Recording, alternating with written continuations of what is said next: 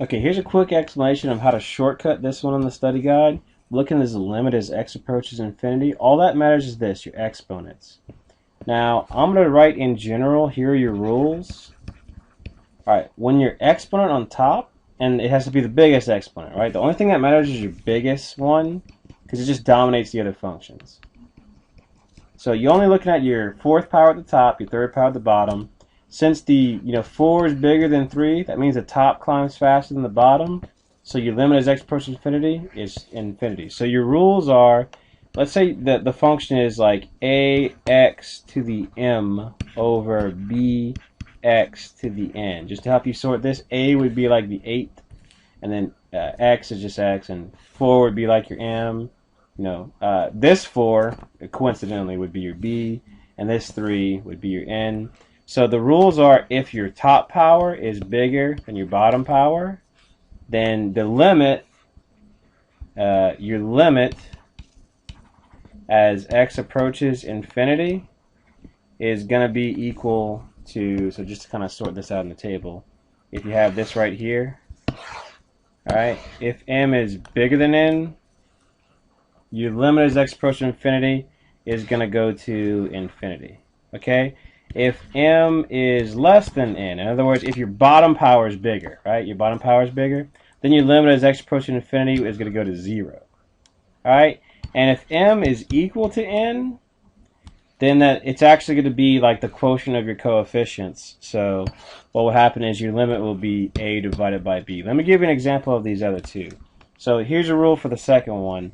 Let's say if it was let's say it was 8x to the third over 4x to the fifth, and it doesn't matter what junk you have after that. All that just gets dominated by these leading coefficients, as long as they're the biggest power. So you take the limit as x approaches infinity of this stuff, and since your bottom power is bigger, like you're basically to get this. You can kind of like cancel these things out. That'd be like 2 over 1, and it's like the 3 cancels out all together, and this cancels out to like x squared. So it's like 2 over x squared. When you substitute infinity in here, it's like 2 over infinity squared. Like that's a tiny number, like 2 divided by infinity squared. Of course it's going to be 0. All right, let me show you one example where the powers at the top and the powers at the bottom are the same. Let's say you take the limit as x approaches infinity. Let's do 8x to the fifth plus some stuff, 9x to the fourth plus blah, blah, blah, blah. None of that matters.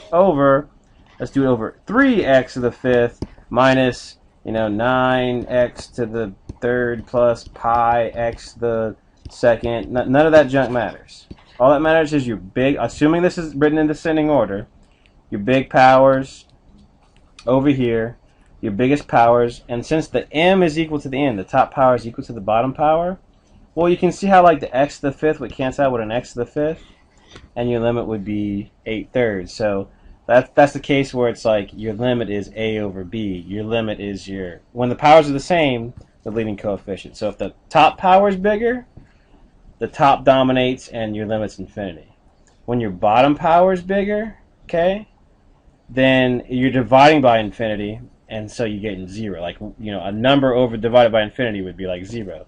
And when your powers are equal to each other, in the long run, like the right-end behavior, as you take values of really, really big values, it's gonna level out to be the quotient. Limit will be the quotient of your coefficients.